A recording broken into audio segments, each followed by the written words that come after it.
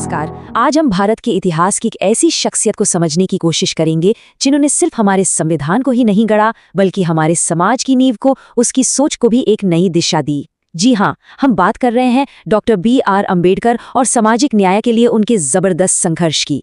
ये एक ऐसी कहानी है, एक ऐसा विश्लेषण है जिसकी प्रासंगिकता आज भी उतनी ही है।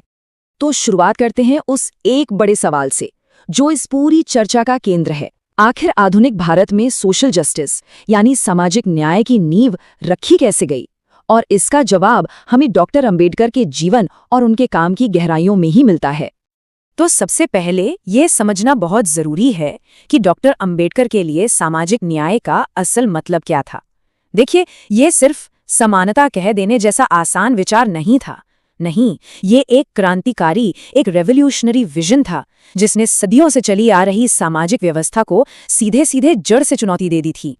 उनके लिए सामाजिक न्याय का मतलब था एक ऐसे समाज को बनाना जहां हर इंसान की जगह उसके जन्म से तय न हो बल्कि उसकी काबिलियत, उसकी योग्यता से तय हो। एक ऐसा समाज जो 3 मजबूत स्तंभों पर खड़ा हो: स्वतंत्रता, समानता और बंधुत्व। यही उनका आदर्श था। अब जरा इस तुलना पर गौर कीजिए। इससे साफ पता चलता है कि उस वक्त के जाति आधारित समाज और अंबेडकर की सोच में जमीन आसमान का फर्क था। आप देखिए, एक तरफ थी श्रेणीबद्ध असमानता, ग्रेडेड इनइक्वालिटी और जन्म से तय होती हैसियत, तो वहीं दूसरी तरफ अंबेडकर बात कर रहे थे समानता की, योग्यता की और एक ऐसे समाज की जहां सब शामिल हों। ये कोई छोटा मोटा बदलाव नहीं था, ये एक फंडामेंटल आइडियोलॉजिकल शिफ्ट था। लेकिन ये विजन, ये सोच सिर्फ कागजों पर या किताबों में नहीं थी। असल में ये एक जमीनी संघर्ष था, एक एक्टिव स्ट्रगल। अंबेडकर ने अपनी इस सोच को हकीकत में बदलने के लिए उस पुरानी दमनकारी व्यवस्था को सीधे मैदान में आकर चुनौती दी। उनका पूरा जीवन ही इसी एक मकसद के लिए समर्पित था कि कैसे दबे कुचले समुदायों को एम्पावर्ड किया जाए, उन्हें मजबूत बनाया जाए और सामाजिक अन्याय के खिलाफ लड़ा जाए। और ये लड़ाई, याद रखिए, सिर्फ बंद कमरों की बहसों तक ही सीमित नहीं थी। ये तो सड़कों पर समुदायों के बीच लड़ी गई एक असली जंग थी। उन्होंने अन्याय के एक नहीं बल्कि कई स्तंभों पर एक साथ चोट की। उनका निशाना सिर्फ दलितों का सामाजिक बहिष्कार नहीं था। नहीं, वो लड़ रहे थे राजनीतिक प्रतिनिधित्व की कमी के खिलाफ। वो लड़ रहे थे उस व्यवस्था के खिलाफ जो लोगों को जानबूझकर शिक्षा और आर्थिक मौकों से दूर रखती थी। और सबसे बड़ी बात, उन्होंने भेदभाव को सही ठहराने वाले हर धार्मिक और सामाजिक तर्क को लॉजिक के साथ, तर्क के साथ चैलेंज किया। तो सवाल ये उठता है कि इतनी बड़ी, इतनी जटिल समस्या से लड़ने के लिए उनकी स्ट्रैटेजी क्या थी, उनका अप्रोच क्या था? देखिए, उन्होंने एक बहुत सोची समझी मल्टी प्रोंग स्ट्रैटेजी अपनाई जो सिर्फ विरोध करने तक सीमित नहीं थी बल्कि उसका एक कंस्ट्रक्टिव पहलू भी था। उनकी रणनीति के कुछ कोर पिलर्स थे। सबसे पहले शिक्षा और संगठन। वो जानते थे कि असली आज़ादी दिमाग से शुरू होती है और वो शिक्षा से ही आएगी। फिर राजनीतिक अधिकार, सेपरेट इलेक्टोरेट्स यानी अलग निर्वाचक मंडल की मांग इसी सोच का हिस्सा थी ताकि शोषित समुदाय अपने असली नुमाइंदे खुद चुन सकें। और फिर जब संविधान बनाने का मौका आया तो उन्होंने इन सभी सुरक्षा उपायों को कानूनी जमा पहना दिया। और यहीं पर ऐतिहासिक अन्याय को ठीक करने के एक टूल के तौर पर आरक्षण की नीति सामने आती है। आरक्षण को लेकर उनकी सोच इस बात से और भी साफ हो जाती है। उनका मानना था कि अगर कोई सामाजिक बुराई सदियों से चली आ रही है तो उसे खत्म करने में भी वक्त तो लगेगा, और उस वक्त तक सामाजिक भेदभाव का मुकाबला करने के लिए, एक लेवल प्लेइंग फील्ड बनाने के लिए आरक्षण एक जरूरी हथियार है। चलिए अब ये देखते हैं कि उन्होंने अपने इन विचारों को, इन सिद्धांतों को जमीन पर कैसे उतारा।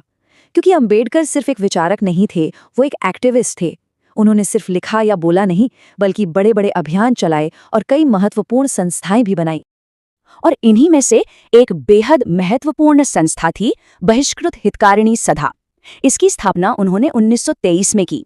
और ये सिर्फ कोई आम संगठन नहीं था, ये उनके पूरे आंदोलन का एक सेंट्रल हब था जिसका पूरा फोकस शिक्षा और सामाजिक सुधार पर था।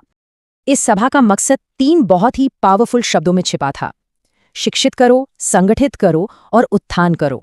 उनका फलसफा बिल्कुल साफ था: शिक्षा से चेतना आएगी, जागरूकता आएगी, संगठन से ताकत मिलेगी, और जब ये दोनों चीजें मिल जाएंगी तभी सही मायनों में सामाजिक और आर्थिक तरक्की हो पाएगी। ये नारा, आप कह सकते हैं, उनके पूरे आंदोलन की आत्मा था। उनके संघर्ष का एक और बहुत ही महत्वपूर्ण मोर्चा था मंदिर प्रवेश आंदोलन। और इसको सिर्फ एक धार्मिक अधिकार की लड़ाई समझना गलत होगा। नहीं, ये उससे कहीं बढ़तर था। ये सामाजिक बराबरी और इंसानी गरिमा की एक बहुत पावरफुल लड़ाई थी। सोच कर देखिए, ये आंदोलन जाति के नाम पर होने वाले भेदभाव की जड़ों पर सीधा हमला था। उस समय मंदिर सिर्फ पूजा की जगह नहीं थे, वो सोशल स्पेसेस थे, और किसी को वहां आने से रोकना सामाजिक बहिष्कार का सबसे खुला और अपमानजनक तरीका था। इसलिए मंदिरों के दरवाजे दलितों के लिए खुलवाना समाज में उनकी बराबरी का हक स्थापित करने की दिशा में एक बहुत बड़ा सिंबॉलिक कदम था। तो इन सभी संघर्षों का, इन सभी आंदोलनों का आखिरकार आधुनिक भारत पर असर क्या हुआ?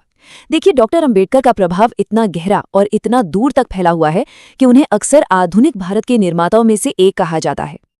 और उनकी सबसे बड़ी, सबसे स्थायी विरासत बेशक भारतीय संविधान के मुख्य वास्तुकार यानी चीफ आर्किटेक्ट के रूप में है। ये एक ऐसी भूमिका है जो उन्हें भारतीय इतिहास में एक खास और अमर जगह देती है।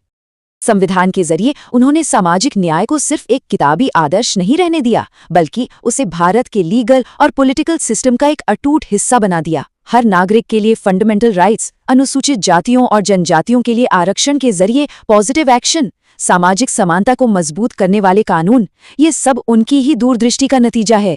एक ऐसी दूरदृष्टि जिसने सचमुच लाखों करोड़ों लोगों की जिंदगी बदल दी। और आखिर में ये एक सवाल है जो हमें खुद से पूछना चाहिए। आज जब हम आज के दौर की असमानताओं, भेदभाव और सामाजिक न्याय की नई चुनौतियों को देखते हैं, तो डॉक्टर अंबेडकर के विचार हमें क्या रास्ता दिखा सकते हैं? उनकी विरासत सिर्फ इतिहास की किताबों का हिस्सा नहीं है, ये एक लिविंग गाइड है जो हमें आज भी एक बेहतर, एक ज्यादा न्यायपूर्ण समाज बनाने के लिए रास्ता दिखाती है और प्रेरित करती है।